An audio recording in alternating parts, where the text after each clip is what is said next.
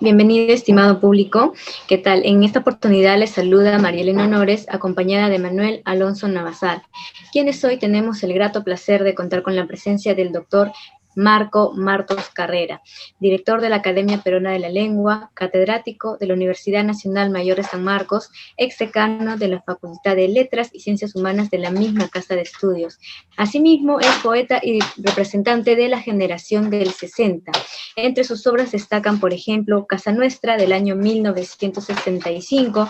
También tenemos, por ejemplo, Cuaderno de Quejas y Contentamientos, del año 1969, Cabellera de Berenice, de 1991, El Mar de las Tinieblas, de 1999, Jaque Perpetuo, del año 2003, Vértigo, del 2012, entre otras. Su destacada trayectoria y aporte han sido ampliamente reconocidos. Entre las distinciones tenemos, por ejemplo, al Premio Nacional de Poesía recibido el año 1969, además de ser el homenajeado principal en la 18ª edición de la Feria Internacional del Libro de Lima el año 2013. Es un honor contar con su presencia, doctor Marco Martos. ¿Cómo se encuentra? Buenas tardes, amigos. Gracias por invitarme. Aquí estoy a sus órdenes. Listo, doctor gracias Martos, por su muchas gentileza, gracias. doctor. Gracias. Adelante, Manuel. Sí, doctor Martos, hay una pregunta con la cual deseamos empezar esa entrevista, que es la siguiente, ¿no? En un artículo titulado La poesía y el perfume de la oralidad, publicado en el año 2004, en una revista de nombre Dondoneo, usted afirma que la poesía es el reino de la libertad, pero también de la disciplina. ¿Cree usted que el ejercicio poético se sostiene más en el trabajo o más en la inspiración? Bueno, creo que se sostiene más en el trabajo, por supuesto. Digamos, la inspiración es el motor inicial y el trabajo es el que hace el resto. No me acuerdo qué persona, tal vez Goethe, digamos, puso porcentajes a eso. Y el porcentaje de la inspiración creo que era 5 o 6%, y, según Goethe, ¿no? Y el resto era trabajo. Ahora, de todas maneras, esos momentos que se llaman de inspiración, hay que aprovecharlos, ¿no? Hay que llamarlos, se puede decir, ¿no? Crear un clima propicio para que eso venga, ¿no? Pero eh, la inspiración puede estar encauzada, y bueno, hay algunos métodos, ¿no? Ahora, Eh, ¿qué tan importante fue el ajedrez para el logro de ese ritmo de trabajo suyo? bueno, el ajedrez, digamos, es beneficioso en general para un joven porque enseña disciplina, enseña reglas. Uno no puede, digamos, inventar otras reglas. Las reglas existen en el ajedrez, ¿no? De ahí viene la comparación que hizo Saussure entre el ajedrez y el lenguaje. Saussure decía, pues, que igual que en el ajedrez, existen reglas, y esas reglas son heredadas, y a eso en el lenguaje llamaba lengua. Y a la puesta en práctica de esas reglas la llamaba habla, lengua y habla, ¿no? Bueno, después vino Coserio e inventó sistema, norma y habla, que también es una división interesante, pero ya nos lleva lejos de lo que estamos hablando. El ajedrez, pues a mí me enseñó disciplina, ¿no? Yo aprendí ajedrez de adolescente, no sé cuántos años tendría, 10, 12, y después me hice muy admirador del ajedrez, fanático del ajedrez, y sé muchas cosas de ajedrez ahora mismo, ¿no? Incluso las biografías de los ajedrecistas, de Capablanca, Lequine, que eran mis héroes en esos años. Llegué hasta admirar así con esa pasión hasta Fischer. Después sé cosas de ajedrecistas de los nuevos, sé bastantes cosas, pero no de modo tan sistemático. Yo sabía qué día nació Capablanca, por ejemplo, ¿no? Qué día y qué año, ¿no? Ya que son cosas bastante alejadas, digamos, pero, digamos, jugué ajedrez mucho tiempo, digamos, de forma oficial, ascendí en las categorías y llegué a ser un buen jugador de ajedrez, representé al Perú en varias ocasiones, y, y cuando, digamos que fue una cosa meteórica. Yo jugué ajedrez entre mis 16 y 25 años. A los 25 años ya estaba retirado. A los 25 años ya estaba retirado del ajedrez. Retirado es una forma de decir, es decir, que yo no era jugador de competencia, pero hasta hoy día mismo yo tengo muchos libros de ajedrez y juego ajedrez. Bueno, pero ese conocimiento me ha servido para escribir un libro de poesía sobre ajedrez que salió el año 2003, que se llama Jaque Perpetuo, y, y ahora hace muy poco he escrito un cuento de tema ajedrez que se llama Defensa India del Rey, que va a salir publicado. Sí. Ok, profesor. Ahora, una peculiaridad de su poesía radica en que usted supo equilibrar lo moderno con lo tradicional. Por ejemplo, ¿no? En el Mar de las Tinieblas nos encontramos con sonetos, con liras, con coplas de pie quebrado, pero también vemos verso libre. Ahora, a propósito de esto, Antoine Compagnon sostiene que un poeta moderno verdadero es aquel que mira hacia adelante, pero sin dejar de ver tampoco el espejo retrovisor, y rescatando siempre lo más rico de la tradición. ¿Qué opina usted al respecto? Bueno, no conocí esa opinión, pero me viene como anillo al dedo, porque eso es lo que yo quiero hacer. Digamos, no lo había sistematizado tan bien, en realidad es una frase muy bien elaborada. Yo diría que no se puede escribir fuera de la tradición, Sí, simplemente no se puede escribir. Entonces, uno pasa rápido, o sea, un poeta pues no es un profesor, no es un crítico literario, puede coincidir, pero no son sinónimos. Entonces, uno se sorprende de cuánto no sabe. Yo diría eso, ¿no? No solamente lo que sabe, sino cuánto no sabe. Cuando uno sabe un poco más, sabe sus vacíos, sus enormes vacíos. La gente cree que yo sé mucho y yo sé que sé poco, ¿no? Pero yo sí sé encontrar los datos que necesito, literarios o de otro tipo. Eso me enseñó la universidad, ¿no? Como, o sea, no tanto a reproducir lo que un maestro te dice, sino el sentido de búsqueda, sino que ahora está muy limitado por el sentido del sesgo no tan bueno, me parece que han tomado las investigaciones, que se convierten en un mar de citas en el campo de las humanidades y en la sospecha de que esas citas sean copiadas. Entonces ahí todo está en aplicar una máquina para ver si la investigación tiene copias de otros, y si tiene, si sale Universidad de San Marcos, eso la máquina le marca a usted como copiado. Entonces, hay ese temor. Entonces, yo he decidido, francamente, en temas literarios, escribir ensayos en el sentido clásico del término, y no tanto investigaciones, porque en las investigaciones siempre me va a salir que estoy copiando a alguien. Prefiero hablar libremente, eso, pero claro, me puedo dar ese lujo ahora, ¿no? sí. No un joven que tiene que poner artículos en revistas indexadas. Ahora, Tamayo Vargas sostuvo alguna vez que usted es el iniciador de una corriente provincialista en la poesía peruana. No obstante, Jaime Urco señaló no estar de acuerdo con esa afirmación, ya que la provincia es una noción que solo está presente en su primer poemario, que es Casa Nuestra, ¿no? Desde una mirada objetiva, ¿cómo concibe usted ello, doctor Matos? Eh, en la tradición peruana, ese sentimiento de una poesía, digamos, provinciana, está referido respecto de una limeña o de una central.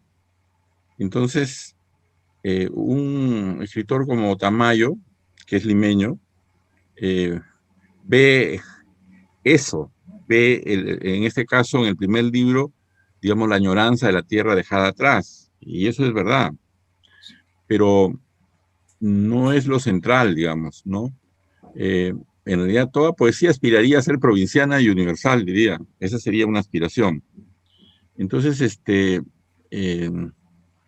yo diría que no vale, pues, para el conjunto de mi obra, pero, pero de todas maneras, no sé, yo siempre vuelvo, digamos, a todo el Perú en mi poesía, digo, ¿no? He escrito un libro hace poco, el año pasado, que se llama Piura, Espejismo de Eternidad, y tiene que ver justo con lo que decía Tamayo, pero yo funciono mucho por amigos, ¿no?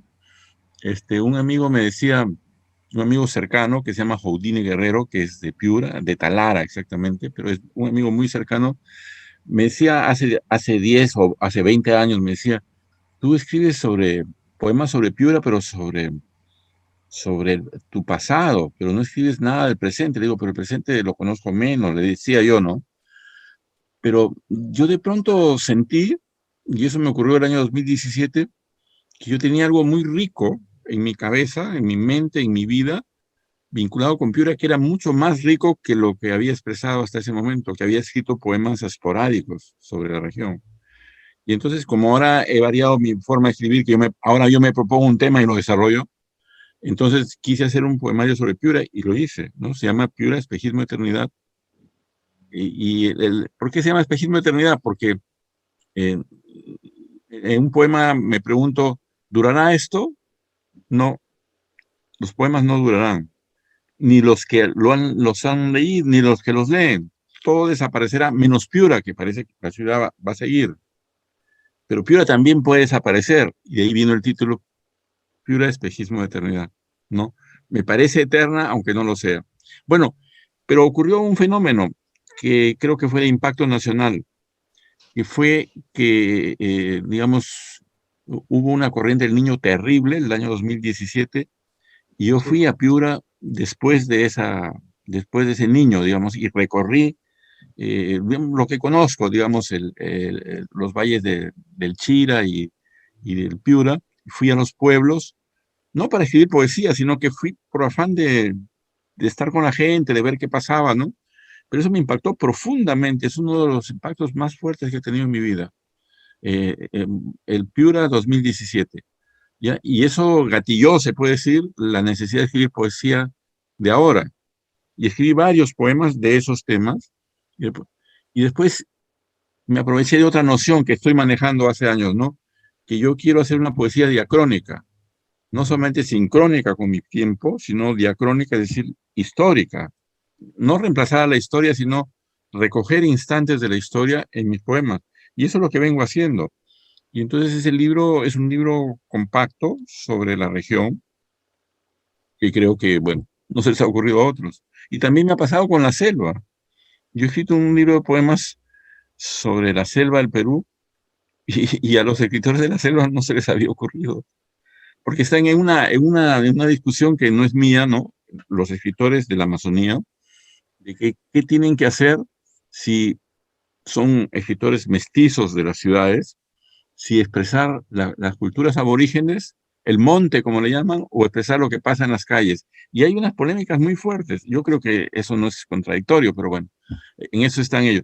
Entonces, yo como, digamos, con ciertos conocimientos teóricos de antropología, la idea de interculturalidad, que la tengo, entonces eso me ha permitido escribir ese libro que se llama El espíritu de los ríos, que salió el año 2017. Ujú. Excelente, doctor Martos. Gracias por su respuesta. También le queríamos consultar, por ejemplo, cómo fue evolucionando su afecto por la ciudad.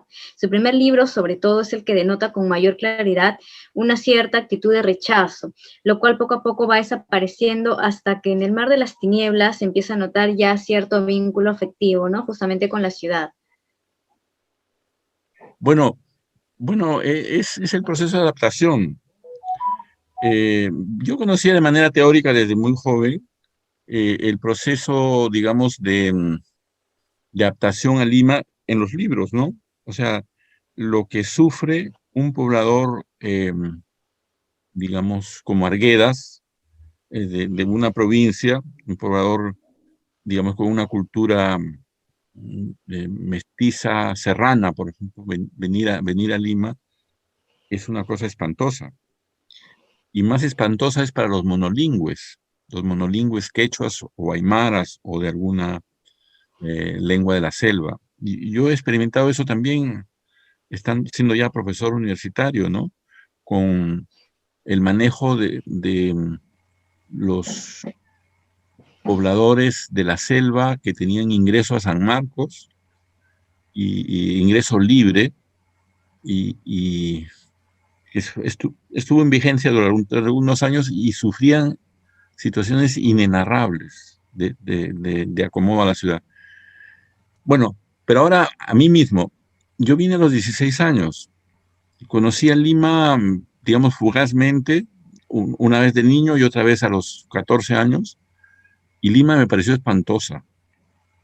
Era una ciudad 10 veces más chica que esta, tenía 1 millón de habitantes, pero digamos cosas que yo nunca he visto, ¿no? Que la gente no se saludaba, por ejemplo, que el vecino ni te preguntaba el nombre.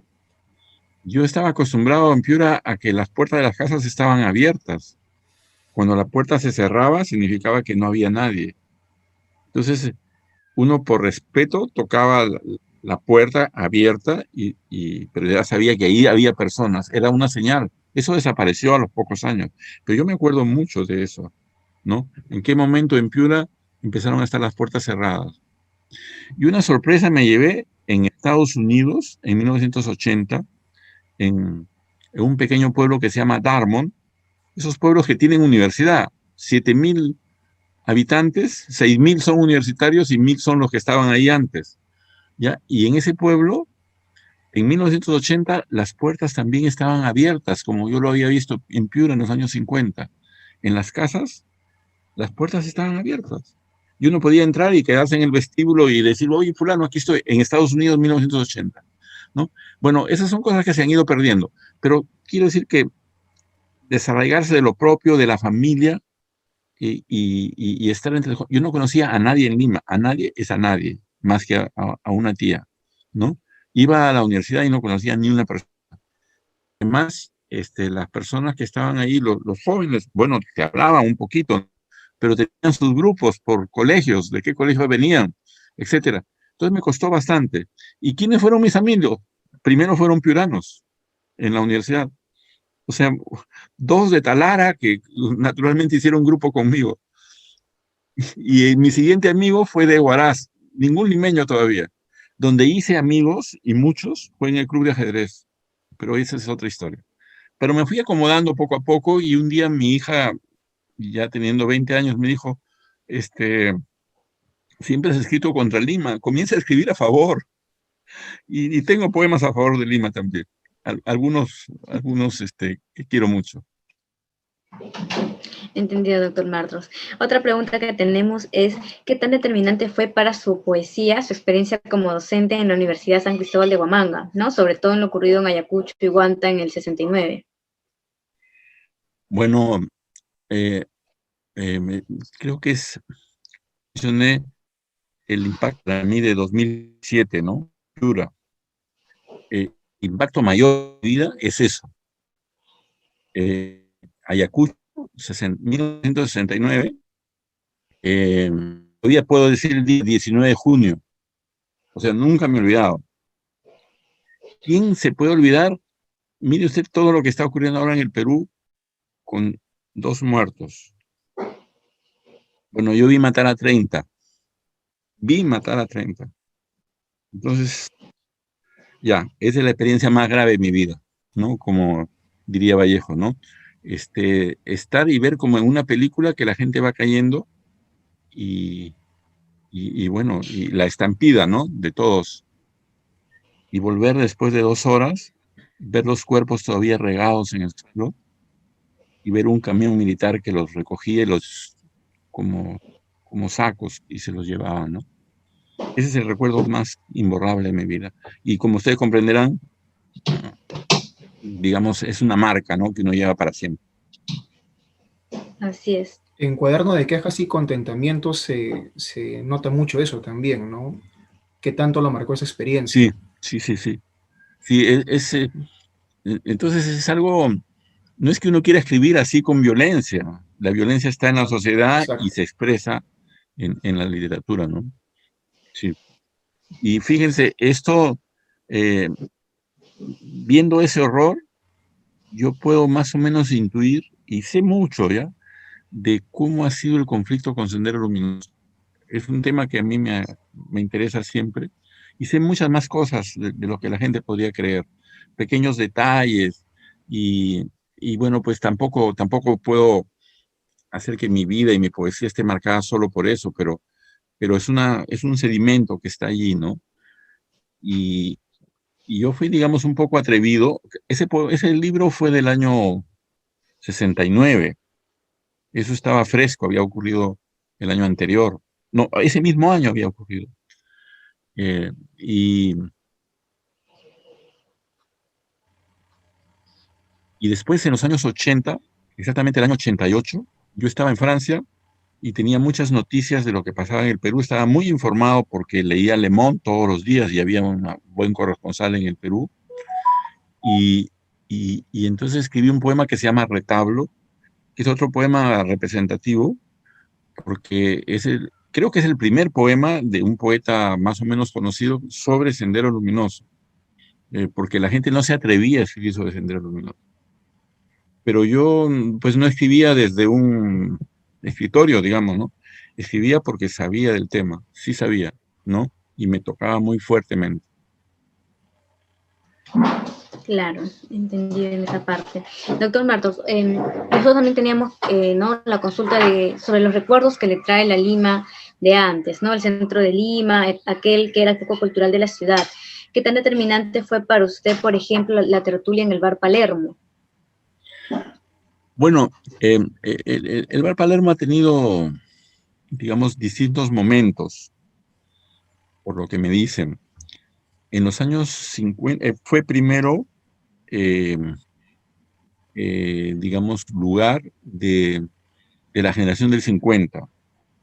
Entonces acudían ahí, por ejemplo, Ribeiro, Julio Ramón Ribeiro, acudía Macera, acudía Washington Delgado, digamos, un narrador, un historiador, un poeta, y más poetas y más este, eh, sociólogos como Aníbal Quijano. Era un centro efervescente y era porque estaba cerca de la Universidad de San Marcos, que funcionaba ahí en el parque universitario.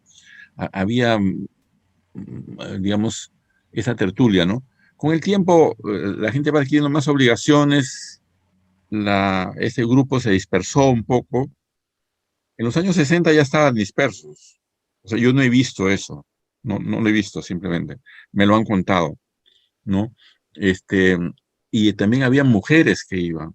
Este, yo me acuerdo sobre todo de Esperanza Ruiz, que es una profesora, que después fue profesora de San Marcos de la Facultad de Educación y que era una de las mujeres, digamos, atrevidas, que iba a bares con hombres, pero eran como reinas, también eran muy bien tratadas, ¿no? Habían tres damas, otras se llamaban, este, me olvido los apellidos, Nícida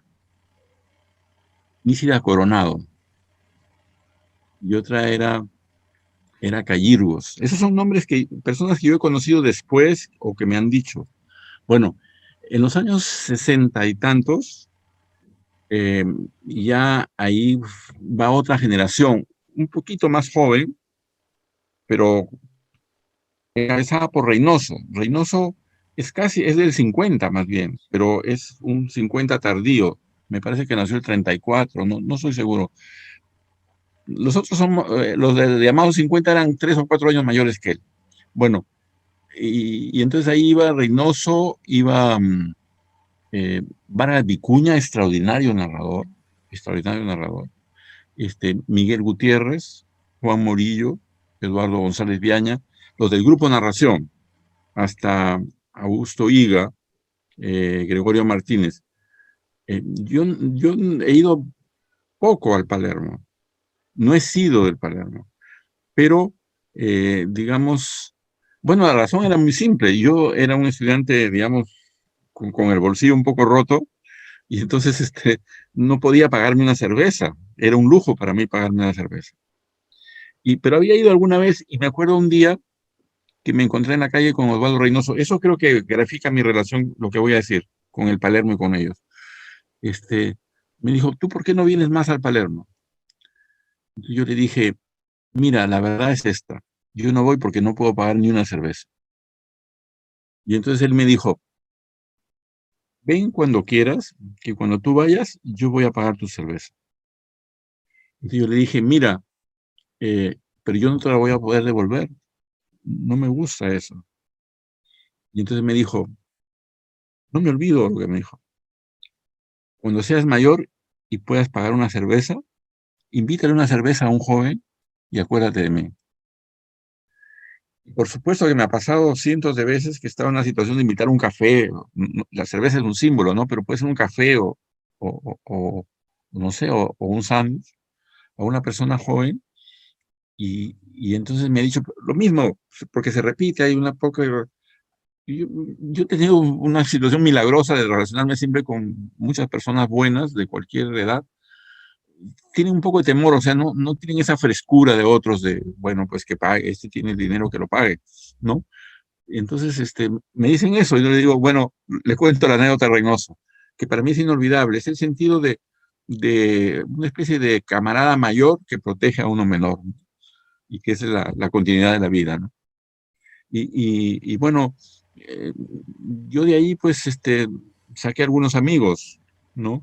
He sido bastante amigo de Miguel Gutiérrez, de, de Juan Morillo, de esos dos principalmente, ¿no? Y otros que han desaparecido. Había un narrador oral que se llamaba Eduardo Aguirre,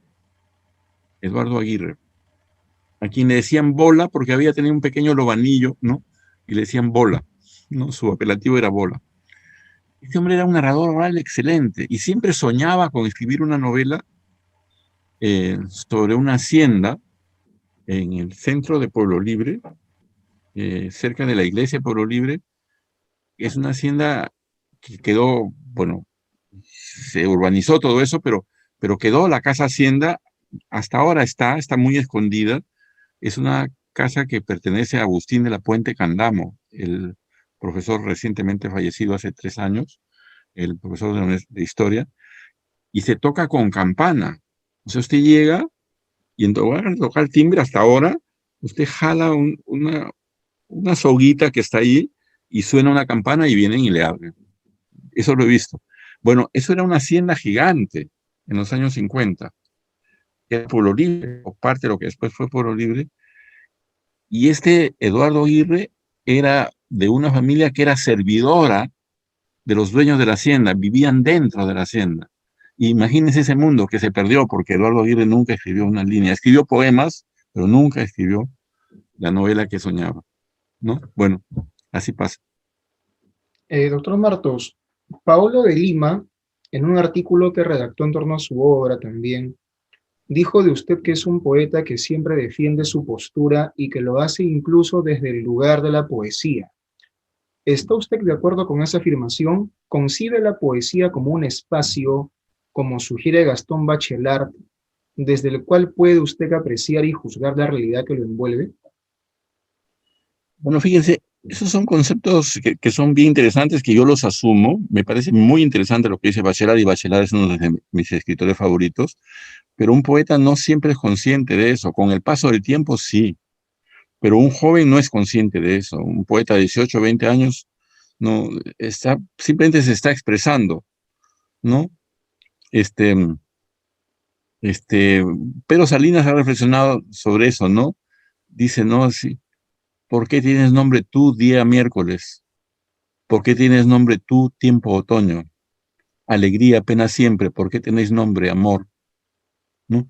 En el sentido que los fenómenos que ocurren están rotulados por otros, uno está ahí nada más y no es un teórico, un poeta no es un teórico, puede hacerlo. Yo hasta cierto punto teorizo un poco, pero no en mi juventud, ¿no? Pero me parece bien interesante lo dicho por Bachelard, sí, me parece defendible, digamos, ¿no? Y lo asumo, ¿no? Ahora, la poesía del 60, ¿cree usted que puede influir en la llamada generación del Bicentenario? Por ejemplo, ¿no cree usted que podría tomar fuerza o puede ser como una fuente de inspiración para la juventud actual, considerando la coyuntura que estamos viviendo? Bueno, fíjense, el Perú es uno de los pocos países que utiliza el concepto de generaciones. No sé si saben eso ustedes. En otras partes ya no se usa, hace muchos años, ¿no? Entonces, en realidad, en los panoramas literarios hay una especie de continuidad. A veces hay conflicto entre grupos y otros. Por ejemplo, digamos, esos poetas cuando yo entré a la universidad, ya se hablaba de una generación del 60. Y esa generación del 60 en poesía eran los siguientes, y no otros, ¿ah? Era Corcuera, que había nacido el año 35, que era mayor eh, que Vargas Llosa por un año, y sin embargo Vargas Llosa se consideraba en el 50. Bueno, era Corcuera, era Raceto, era, era Calvo, y tal vez Heró, pero Heró después, ¿no? Como que una nueva generación había surgido en San Marcos, ¿no? Y eran esos poetas y otros más que han desaparecido. Hay un estudioso, digamos, posterior que se llama Óscar Araujo, que ha hecho un, un libro sobre la generación del 60, y ahí aparecen otros nombres que no son los habituales. Los habituales son que ahora ustedes mencionan, son los sobrevivientes, entre los cuales estoy yo, ¿no? O sea, se menciona a 4 o 5, que son estos, ¿no? Son Calvo, Cisneros, Heró y Nostroza, bueno, yo mismo y Mirko Lauer. Y a otros no se menciona. Pero estaba también Naranjo antes, ¿no? En el primer grupo, ¿no? Reinaldo, Pero ¿no? habían 100, 200. Pero así ocurre siempre. Yo he estado leyendo cosas sobre, no en ese momento, pero antes, sobre la literatura en los siglos de oro. Y nosotros recordamos en la universidad, ¿no? Se recuerdan 5 nombres de poetas, ¿no? Que son Garcilaso, tal vez Boscán, como añadido Boscán, pero Garcilaso, Fray Luis de León, San Juan de la Cruz, Quevedo y Góngora. Pero había 100 poetas y muchos buenos. Por ejemplo, los que influyen sobre Belli, otros, ¿no? Fernando de Herrera, por ejemplo, es un gran poeta, pero no aparece en esa lista privilegiada. Y las listas siempre se pueden cambiar, entonces yo no sé cómo cambiará. Digamos que... Doctor Martos, una consulta que a mí me interesa mucho preguntarle, que es la siguiente, ¿no? En una entrevista que le hicieron Hildebrando Pérez y Carlos Garayar, usted sostuvo lo siguiente, que el poeta y la poesía se acomodan mal a la sociedad contemporánea capitalista y felizmente la poesía, al contrario de la novela, no se ha convertido en una mercancía. ¿Sigue usted pensando así? Sí, sigo pensando así. Eh, digamos, conozco las historias de novelistas que son exitosos y que luego, digamos, as- tienen contratos con editoriales, y esos contratos los obligan a escribir una novela cada 2 años, por ejemplo. Y entonces corren a marchas forzadas para cumplir con esos contratos. Y eso no va en beneficio de la propia novela, ¿no? Entonces, escribir apurado tiene algunas características, pero bueno, hay que tener cuidado con eso. Sin embargo, ahora acaba de ocurrir algo bien, bien curioso, ¿no? Que a mí me llama poderosamente la atención. Y es que el premio Nobel modifica esto y llega a tocar a la poesía también en el sentido comercial. Ahí esta poeta norteamericana Gluck, que ha ganado el premio Nobel de este año, y tenía un editor en España, una editorial que publicó 7 libros de ella, y es una editorial que, bueno, edita buenos libros de buenos autores, pero tiene pues un nicho, y entonces al ganar el premio Nobel, esta señorita, su, digamos, ¿cómo se diría? Pues su representante literario ha, ha cerrado los contratos, o ha anulado o ha resuelto, como se dice, que me parece curioso, para cerrar un contrato, para anularlo, resuelto, existe esa palabra, se usa en ese sentido, ha resuelto el contrato con la editorial española, y le ha prohibido vender los libros que ya tiene editados, basándose en que este editor no ha cumplido, lo cual es verdad, él no ha cumplido con el contrato que había firmado, que era en fin, mandarle, digamos, ciertos derechos de autor en tales tiempos. Eso ocurre siempre, siempre ocurre. Y ocurre también con novelistas.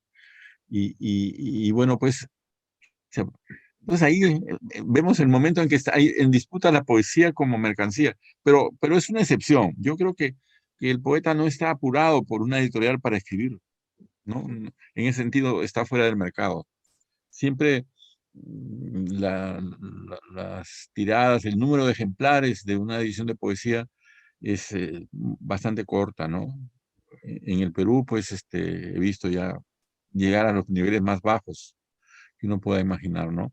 Eh, Cuando yo empecé en poesía, eh, mis primeros 3 libros tuvieron 1000 ejemplares y los siguientes 500. Y sé que ahora hay personas que editan 200 ejemplares, ¿no? O 100 ejemplares. Entonces, en ese sentido, la poesía escapa, escapa a la compra-venta. ¿Qué le pareció a usted el premio que le dan a Bob Dylan, el premio Nobel? Porque cuando le dieron el premio Nobel a Dylan, muchos lo criticaron, ¿no? A mí en lo Y personal no me pareció, digamos, tan exagerado el premio, pero quisiera saber su opinión. bueno, yo sin querer estuve en el centro de esa polémica, porque yo respondí con honradez una pregunta que me hizo un periodista, en el sentido que me parecía que estaba bien dado el premio, Sí, que la poesía siempre estuvo vinculada a la música desde exacto, Grecia, claro. y que los cantantes populares y sus letras cumplían algo que la poesía ha cumplido desde siempre, que es conectarse con la gente de forma oral y no siempre escrita, y que las llamadas letras de Bob Dylan eran excelentes, ¿no? Eso fue lo que dijo. Y entonces, en realidad se contrastó esa opinión en el Perú, ¿no?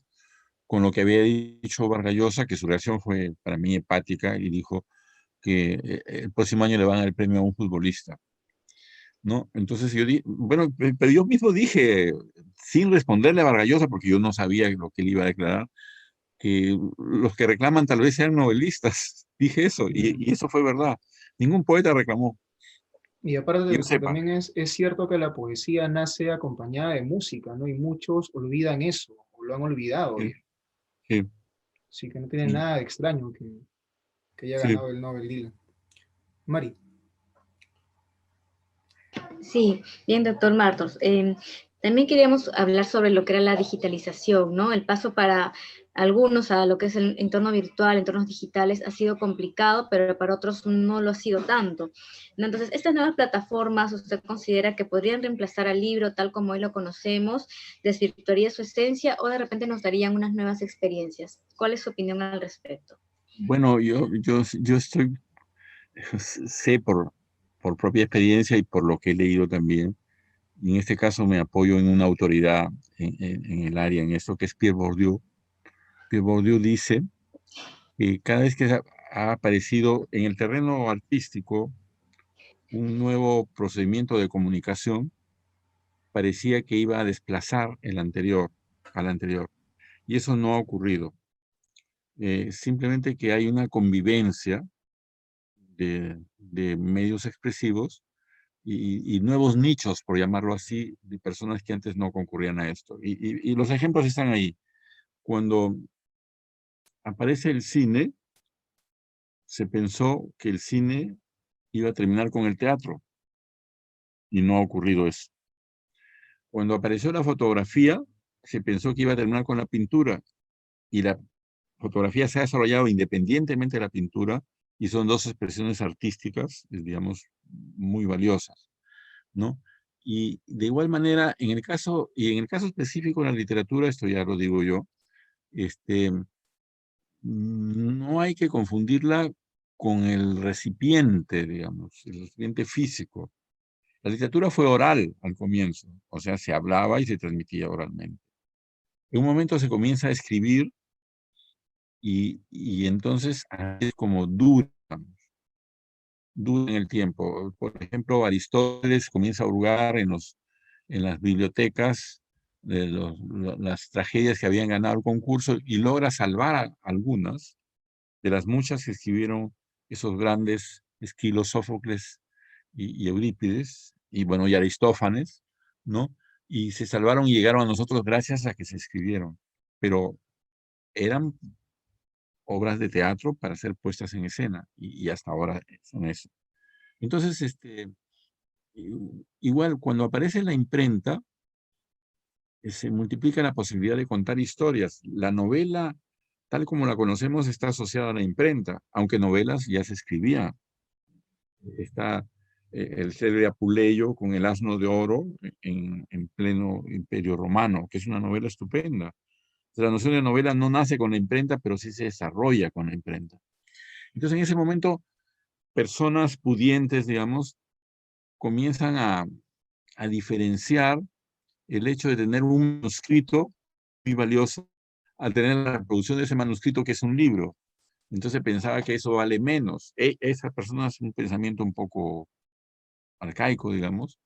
Y entonces, sin embargo, la popularidad de Cervantes la debemos a la imprenta y al libro tal como lo conocemos. Y hay muchas historias del libro. Hay un especialista argentino que se llama Alberto Mengel, que tiene libros muy interesantes sobre las bibliotecas, los libros, etcétera. Bueno, y continuando, ¿no? Entonces el soporte mayoritario es el libro, ¿no? Y comienzan a haber problemas ahora para los intelectuales, incluyéndome, en los espacios que ocupan los libros, ¿no? Entonces, hay un intelectual mexicano, ahora Gabriel Said se llama, con Z, Gabriel Said, miembro académico, que ha escrito un libro que se llama Los demasiados libros. Entonces dice que el libro comienza a invadir, bueno, leemos libros y atesoramos libros y comienzan a invadir nuestros espacios. Están bueno, en una biblioteca, están en el dormitorio, en todas partes. Y yo las pocas veces que visito casas de amigos, digamos, de estilo antiguo, tienen muchos libros y ya no les caben los libros. Y yo tengo ese problema. Yo ya me he empezado a deshacer, pero no me hacía porque soy creado, soy de cultura, ¿no? A los libros. Pero el extremo es una señorita que se llama María Kondo, que no sé si es familiar ese nombre. Es una japonesa residente en París, que es una mujer moderna, pues, y que tiene programas en YouTube, pues, aparece por todas partes, María Kondo, y ella recomienda cómo vivir a las personas contemporáneas, ¿no? Entonces enseña, digamos, qué ropa tener, la que vas a usar, no el exceso de ropa, hay que deshacerse, volver la ropa y cuántos libros tener. Y dijo que el máximo de libros, era una mujer con millones de seguidores, ¿eh? Que una persona puede tener son 30 libros. Al día siguiente tuvo que arrepentirse, porque le cayeron encima de todo el mundo diciendo que estaba loca, ¿no? Es decir, uno debe tener los libros que necesita y que puede tener en su espacio. Esa sería la conclusión. Pero bendito sea el Internet, bendito sean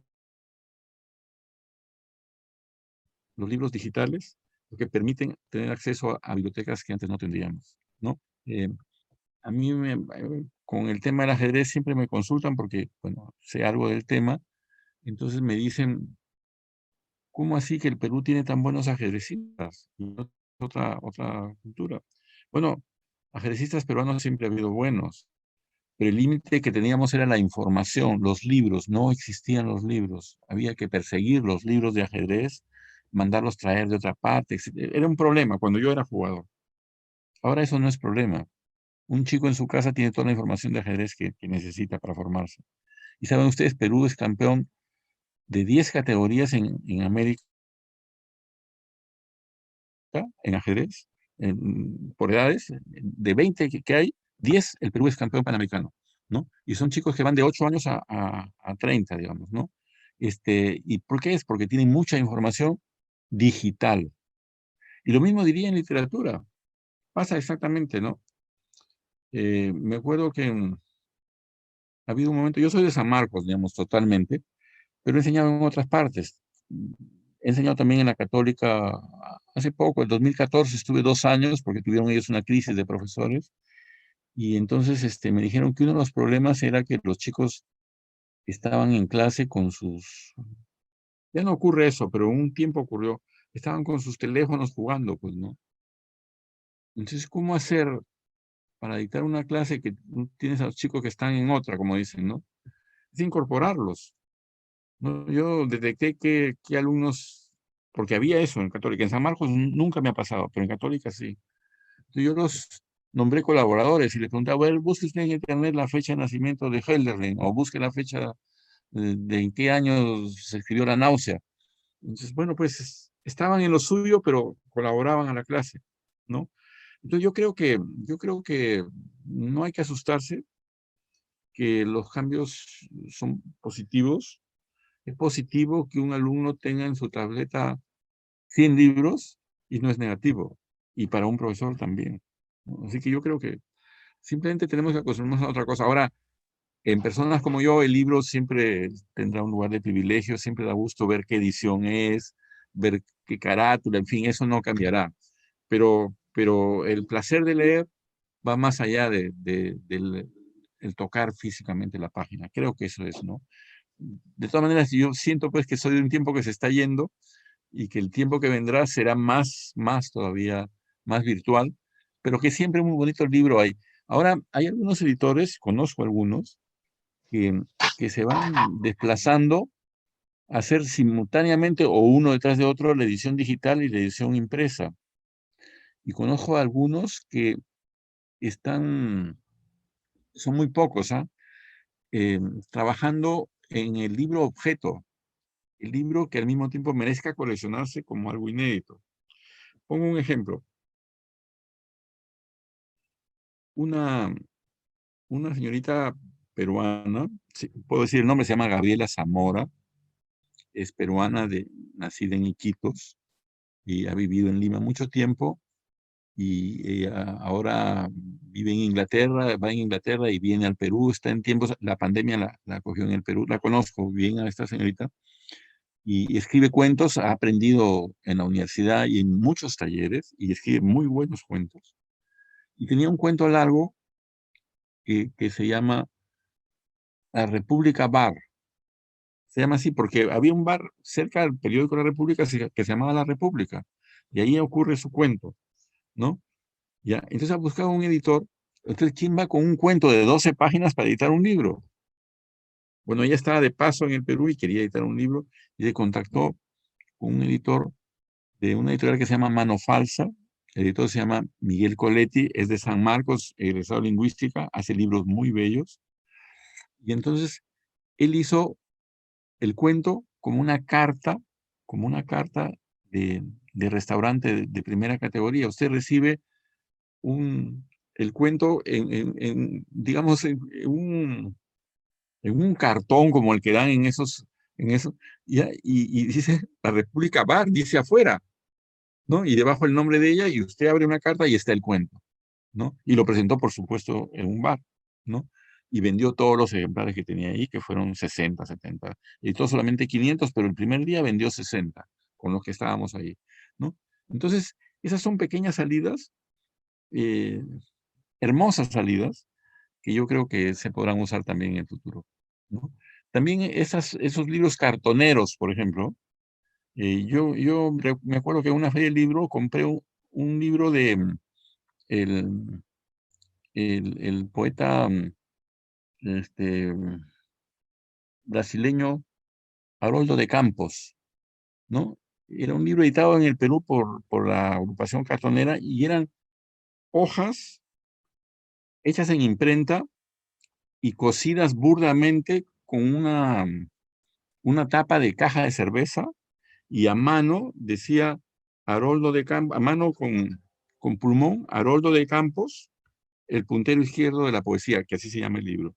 Entonces lo compré, ¿no? Y una pequeña, yo estaba muy entusiasta, ¿no? Con el libro, ¿no? Y bueno, un día viene a visitarme una amiga con su pequeña hija de 7 años, vio eso, le pareció un objeto y me dijo, ¿me lo regalas?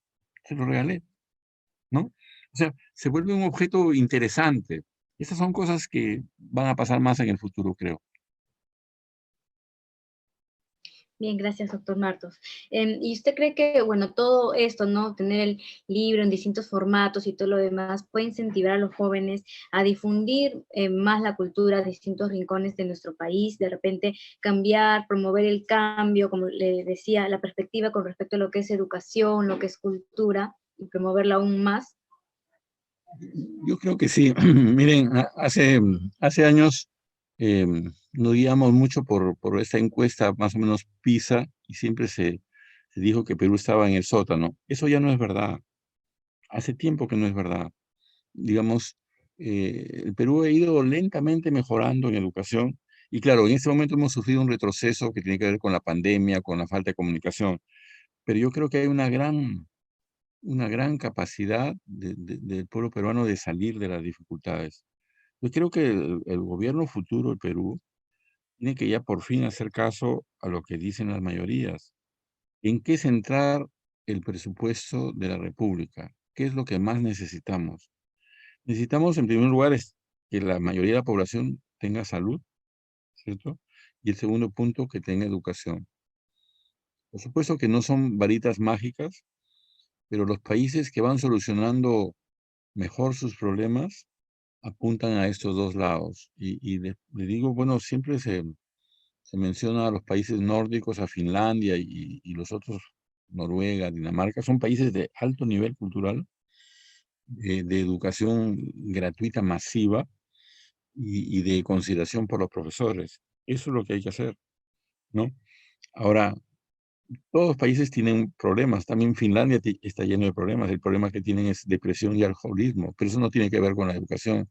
Tiene que ver con el clima y tiene que ver con las relaciones, digamos, dañadas en la sociedad. Pero de todas maneras, dando la educación a un pueblo de manera sistemática, le estamos dando una gran riqueza y eso no se agota. Las riquezas materiales se agotan. Se agotó el guano, se agota el petróleo, bueno, se agota el oro, pero la inteligencia humana no se agota y la educación es básica. Es el punto clave, ¿no? Le decía que en su poesía se vislumbra un gusto por los autores que son marginales, como es el caso de Teresa de Ávila, En donde no se ama, o el del piurano Juan Merino Vigil, que tengo yo entendido que fue clave para Casa Nuestra, ¿no? Ahora, quería yo preguntarle lo siguiente.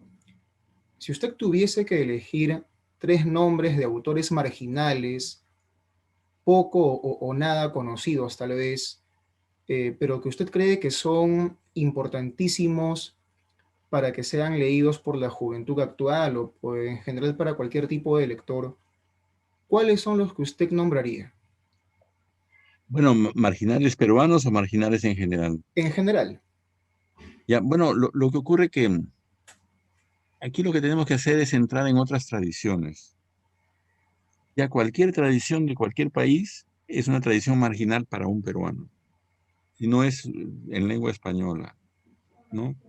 Yo por ejemplo, una literatura compacta que me llama mucho la atención, muchísimo, es la primera literatura que me llama la atención en el mundo, es la literatura rusa.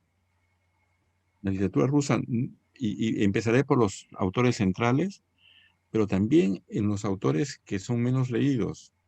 Eh, de hecho, la novela contemporánea, tal como la conocemos, sería inexplicable sin los autores rusos y franceses también, del siglo XIX. Es decir, tenemos ahí dos gigantes. Esos no son marginales todavía. Tenemos Tolstoy y tenemos Dostoyevsky. En toda su amplitud, toda su narrativa es impresionante. Pero si seguimos la narrativa rusa del 19 y 20, pero del 19 más, tiene grandes autores. Por ejemplo, Lermontov, su única novela, un héroe de nuestro tiempo, murió de 28 años. Es un genio, un novelista genio, Lermontov, ¿no?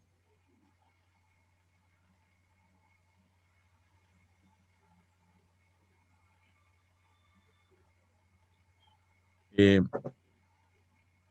bueno, entonces, si sigo avanzando, ¿no? Sigo con los rusos, están Gorky, pero y antes está Chekhov, y está Gogol, ya, he mencionado solamente novelistas.